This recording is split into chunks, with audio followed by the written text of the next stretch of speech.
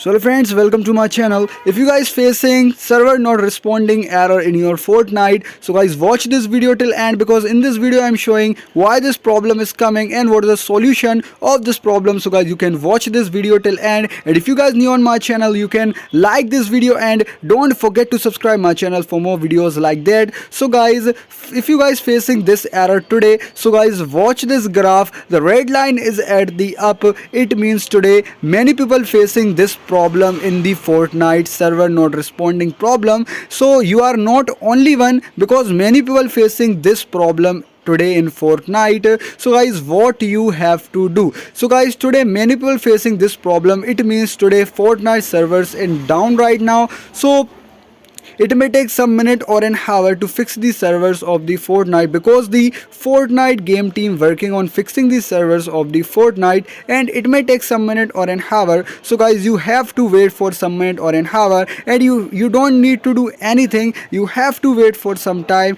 and in some time this problem will be automatically solved by the Fortnite game team. And if you guys having any other problem in the Fortnite, so guys you can comment me and I try to solve your problem.